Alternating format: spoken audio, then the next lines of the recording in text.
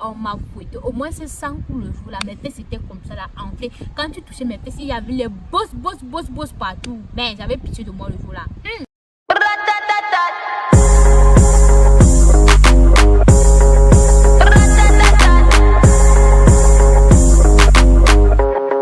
Bonjour tout le monde, moi c'est Arline, une fois de plus je suis nouvelle sur YouTube. Du coup dans cette nouvelle vidéo on va parler de mon année scolaire de 4e. Déjà ça a commencé comment? On était en cours, il n'y avait pas le prof hein. Donc du coup on était là, on faisait nos affaires, mes copines et moi, une de mes copines. Et puis l'autre de ma copine, vu que j'avais deux copines, je ne vais pas citer les noms parce que sinon ça va faire chelou. L'une de mes copines, elle avait flashé sur un mec. Elle racontait partout que le mec, il était beau, riche et tout. Elle nous avait donné son prénom. Du coup, moi, j'avais jamais vu le mec. Et vu que je trouvais aucun mec beau, hein, j'étais encore jeune, hein, naïf et tout. Du coup, tout le temps, je disais, mais non, tu blagues, il peut pas être aussi beau que tu le dis. Mais un jour, j'étais là comme ça, je regardais les gens qui passaient. J'ai vu le mec passer avec son groupe d'amis. Je l'avais jamais vu de toute ma vie, mais je l'ai reconnu. J'ai commencé à crier son nom et puis l'autre de ma copine qui était là, j'ai dit mais c'est lui non? Elle me dit oui c'est lui. J'ai dit mais comment ça se fait que je l'ai reconnu, pourtant je ne l'ai jamais vu. J'avais pas compris. Du coup j'ai commencé à me rapprocher du mec en question. On parlait. Sauf qu'on était plus des potes vu que je me suis rendu compte qu'on vivait dans le même quartier. Chez nous il n'y a pas de ville. Au Cameroun il y a des villes mais il n'y a pas de communes. En fait il y a des villes et dans des villes il y a des quartiers, il y a des sous-quartiers. J'espère que j'ai bien expliqué. Du coup, tout le temps, je faisais en sorte que lui et moi rentrent ensemble et tout. On allait en cours ensemble. Il était en première, moi j'étais en 4e. Lui, j'étais en 4e.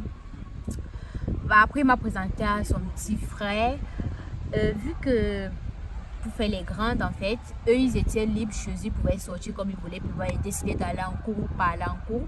Chez moi, c'était pas comme ça du tout. Tu devais aller en cours tous les jours. Et le samedi, le dimanche, tu es à la maison. Même s'il y avait des cours de rattrapage, mon oncle disait, tu restes à la maison. Tu vas rattraper le lundi matin. Du coup, on ne me laissait pas sortir du tout. Maintenant, le moment où ça a bloqué, c'était, on était en cours d'anglais. Vu que nous, au Cameroun, on détestait les cours d'anglais. C'était un truc de ouf. On méprisait les profs d'anglais. C'était déjà la prof d'anglais, elle était au tableau. Elle écrivait ce qu'elle écrivait là-bas, je ne comprenais pas. Moi, j'étais derrière avec l'une de mes copines. On était en train de manipuler le téléphone de l'autre. Vu que moi, je n'avais pas de téléphone, je mettais ma puce dans le téléphone de ma copine quand on était en cours. Et quand j'étais à la maison, je mettais ma puce dans le téléphone d'une amie au quartier. Du coup, voilà, je mettais ma puce dans son téléphone. On était en train d'envoyer des mails, on écoutait de la musique. Et puis la prof d'anglais est venue, elle a commencé à dire « Allez, donne-moi ce téléphone !» On a fait, on n'avait pas de téléphone, on a sorti les écoles, on a dit ça, on la prenait pour une conne. Elle a arraché le téléphone. Elle est allée voir. Oui, du coup, la prof d'anglais, elle a arraché le téléphone. Elle est allée voir un surveillant. Déjà, j'étais amie avec tout le monde au lycée. C'était déjà, même pas j'étais amie avec eux, c'était, on me connaissait de 6e en terminale. Tout le monde connaissait mon nom, tous les petits et tout. C'était un truc de ouf. Elle fait exprès là. C'était, je sais pas moi. Du coup, le surveillant en question, il me faisait déjà des blagues de temps en temps. On faisait des blagues et tout. Genre, c'était mon pote quoi. On n'avait pas le même âge, il était bien plus âgé. Il avait même des enfants qui étaient plus vieux que moi, mais genre, on se parlait. Et du coup, elle allait voir le surveillant en question. Elle lui a donné le téléphone. Le surveillant, il est venu. Il a demandé sur le téléphone à qui. J'ai donné le nom de ma copine. On l'a appelé. Genre, il voulait rédiger des convocations. Du coup, moi, avec ma grande gueule, j'aime toujours quoi raisonner les gens. J'ai commencé à dire, oui, mais monsieur, vous n'êtes pas obligé de nous convoquer, vous pouvez juste nous punir, et puis c'est tout. Et il s'est fâché, il a dit, ok, comme tu veux me raisonner, je vais rédiger la convocation. Il a rédigé la convocation, c'était le début de ma mort. Non. Je me suis dit, comment je vais faire pour rentrer chez moi, donner la convocation à mon oncle. Mon oncle! J'ai commencé à pleurer. J'ai dit, vu qu'il y avait un de mes oncles, un autre oncle là, parce que je vivais avec mon oncle, et puis j'avais un autre oncle qui vivait à côté du lycée. Je suis allée chez lui, je voulais aller voir sa femme pour que, tu vois, elle intervienne auprès de mon oncle, pour qu'on me fouette pas trop, qu'on me fouette un peu, mais pas beaucoup, tu vois, parce que je voulais pas qu'on me fouette beaucoup. J'arrive alors, je tombe sur mon cousin. Il me dit, pourquoi tu pleures? J'ai dit, mais on m'a donné la convocation. Je ne sais pas comment je vais faire pour rentrer à la maison avec. Il me dit, c'est pour ça que tu pleures. Un petit truc comme ça. Il est monté avec moi. Il a pris sa voisine qui vendait là en route. La voisine, en fait, il a dit à la voisine, vas-y, tu fais comme si tu étais sa mère et tout. Et patati patata. La voisine, elle est arrivée. Et puis le surveillant, il dit, oui, elle manque de respect au surveillant. Elle a le téléphone en cours. En plus, on ne fait que l'appeler ici, là. Qui t'appelle même? J'ai dit, ce n'est pas moi qu'on appelle. C'est SIM combien? C'est SIM 1 ou SIM 2? Il m'a dit, c'est SIM 2. J'ai dit, non, ce n'est pas moi, c'est ma copine. Moi, ma puce, c'est juste pour joindre... C'est juste pour joindre ma mère. Donc, du coup, je pense pas que ma mère va m'appeler en cours. Après, il me dit, non, c'est ta puce. J'ai dit, non, ce n'est pas ma puce. C'est la puce de ma copine qui sonne. Ma part, elle ne peut pas me joindre dessus comme ça. C'est pas tout le monde qui me joint dessus. Bref, il a commencé à faire son truc de morale. Là, oui, on va les renvoyer. Tout ce qui est écrit ici, c'est dit que quand un élève a un téléphone, obligeons les renvoie, patati patata. La dame, en fait... La dame qu'on a envoyée pour se faire passer pour ma mère, elle a pris peur. Moi, je ne savais pas qu'elle avait pris peur. Hein. Elle est rentrée, c'était un vendredi. Du coup, après l'après-midi, vers 15h, je suis retournée voir le surveillant. Tu vois, j'avais faim. Il avait des croquettes dans son bureau. J'ai commencé à bouffer les croquettes. Après, on a commencé à parler et tout. Bah, c'était mon pote. Hein. Le problème, il était passé. Il a digéré sa colère, tu vois. Et puis, il m'a donné l'argent des taxis. C'est même lui qui m'a payé le taxi pour que je rentre. Je rentre à la maison. Je fais mes affaires. Le samedi, je sors en cachette. Comme d'hab quoi. Après je rentre le soir, je suis là, je nettoie la cour et tout. Doucement, doucement, je suis contente. Je me dis que non, mon problème il est passé. Voilà alors la tentation qui arrive. La femme de mon oncle de l'autre côté là où j'étais partie, elle arrive. Comme un militaire en courant.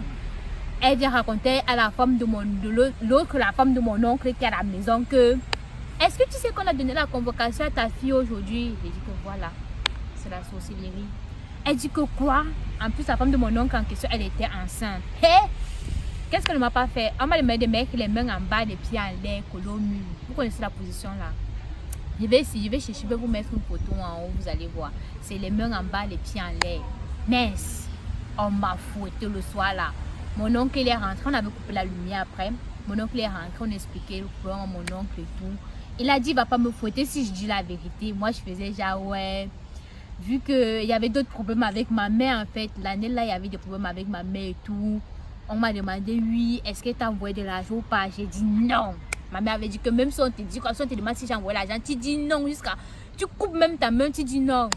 Comme j'étais bête là, j'avais gardé les tickets. Qu'elle partait chercher l'argent, j'avais gardé les tickets, j'avais mis ça dans ma valise.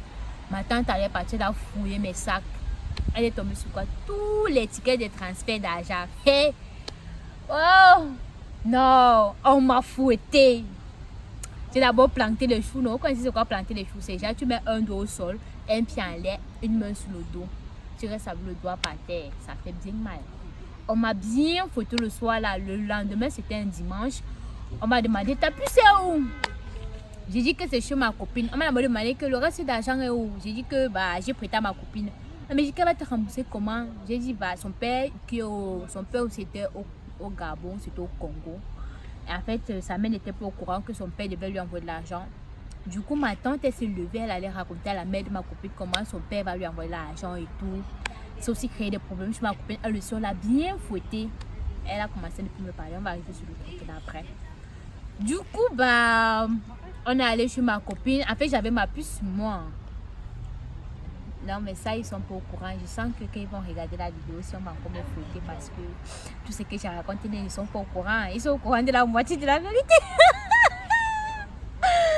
Ils sont au courant de la moitié de la vérité. Tonton, si tu regardes la vidéo là, pardon, ne me tape pas sur le passé. Il était encore jeune. Du coup, on est rentré. On est parti chez ma copine en fait. J'avais ma puce sur moi. J'ai donné à un garçon qui va donner ça à ma copine à l'église. Elle fait comme si c'était chez elle depuis, comme si elle avait perdu la puce. Elle arrive alors elle avait la puce sur elle. Ma tante dit que la puce est où? Elle dit qu'elle ne sait pas. Elle a commencé, allez me chercher la puce là. Vous allez me trouver la puce aujourd'hui. Elle a fait comme si elle cherchait la puce. Après elle est revenue avec la puce. Elle a donné. J'avais à supprimer tous les messages contraignants. En tout cas, j'avais supprimé tous les messages qui pouvaient me causer du tort à l'intérieur. On arrive alors à la maison. Mon oncle dit que un mensonge 10 coups. Mince. un mensonge du coup là, j'avais d'abord menti que ma mère ne m'avait pas envoyé l'argent, ça faisait d'abord 10 coups. J'avais menti que je n'avais pas la puce, ça faisait 10 coups. J'avais menti que j'avais pas le téléphone, ça faisait encore 10 coups. On m'a foutu toute la journée. C'était déjà, je faisais la pause. On me faut, je fais la pause. Du coup, vu que c'était un mensonge, du coup, j'avais beaucoup menti comme ça. On m'a fouetté. Au moins, c'est 100 coups le jour là. Mes fesses étaient comme ça là, enflées. Quand tu touchais mes fesses, il y avait les bosses partout. Mais j'avais pitié de moi le jour là. Mon cousin alors, lui, rentre. Moi, je me confiais à lui et tout. Je disais, ouais, c'est mon frère. Il peut pas me trahir quoi. Le mec, il a raconté du n'importe quoi. Il a raconté tout ce que je lui avais dit. Et en plus de ça, il a menti. Vu que c'était lui qui m'avait acheté la puce, déjà quand ma mère envoyait l'argent, je lui donnais sa part. Je lui donnais déjà 1000 francs. Et puis, il m'a escroqué, il a dit oui, la puce elle coûte 1500. Moi, j'étais stupide, j'étais naïve, je ne savais pas que non, la puce coûtait seulement 100 francs. Il m'a dit que la puce coûtait 1500 francs. 1500, c'est beaucoup au Cameroun. Du coup, tout le temps, je lui donnais l'argent. Je me dis, oui, il faut qu'il prenne la moto pour aller prendre la puce, des trucs comme ça, des trucs chelous. En fait, l'année de 4e, c'est tellement long que si je veux, je peux faire au moins 10 vidéos dessus. Donc, je résume. Genre, il a menti, il a dit oui, c'est pas lui qui a acheté la puce. Du coup, ça faisait encore un mensonge. Je disais, je te mentais. J'étais là, Siri, dis la vérité. Dis la vérité. Il dit que non, ce n'est pas lui qui a acheté la puce. On m'a encore fouetté. On m'a fouetté le jour là, du matin jusqu'à 19h30. À 19h, mon oncle dit, tu t'es lavé depuis le matin. Je le regarde comme ça, je dis, c'est madame que j'allais me laver à quelle heure? Depuis le matin, tu me tapes. J'allais partir me laver à quelle heure? Tu devais que me taper depuis. C'est ce qu'il me dit, regarde, tu sens même, va te laver. En partant me laver. Quand j'ai ouvert l'eau sur mes fesses, Seigneur, j'avais pitié de moi-même. Ça faisait mal, ça piquait. Toi, quand tu es blessé, là, on met le sel sur ça. Mince. J'ai cru que j'allais mourir le jour là. Mes fesses chauffaient. On m'avait jamais tapé comme ça. Depuis le jour là, j'ai dit que je ne peux même plus mentir. Je déteste le mensonge. Maintenant, quelqu'un ment à côté de moi. Ça m'énerve. Ça me rappelle tous les coups de fouet qu'on m'a donné avant. Mais tu peux mentir à côté de moi. Je me fâche. Après, le retour au lycée, c'était autre chose. Vu que j'avais trahi ma copine. On l'avait photo aussi. C'est où je me suis rendu compte que j'avais pas d'amis. Je ne pouvais compter que sur moi-même. Tout le monde s'est rangé de son côté, personne n'était de mon côté. Je suis restée comme ça. Il n'y avait qu'une seule personne qui me parlait encore en classe. La fille là, je ne cite pas son nom, mais elle va se reconnaître si elle regarde la vidéo. Il y avait quelqu'un qui me parlait encore jusqu'à la fin de l'année. Avant ça s'est un peu arrangé, tout le monde recommençait encore à me parler et tout. Mais sinon, c'était la plus belle année et la pire année. Non, pas la pire année parce que dans l'autre vidéo, dans la prochaine vidéo, on va parler de la pire année scolaire de toute ma vie. Bon, on va dire que c'était la plus belle année parce que déjà, j'ai commencé à sortir avec des garçons, ce que je faisais pas avant. Mais j'allais pas loin. C'était genre flirter. J'ai commencé à flirter parce qu'il faut dire ce qui est. J'ai commencé à flirter avec des garçons. Il n'y avait pas de bisous, rien du tout, pas de câlin, pas de rien. C'était déjà le monde des bisounours quoi. On se disait bonjour, bonsoir, mais après on disait qu'on était en couple. Bon.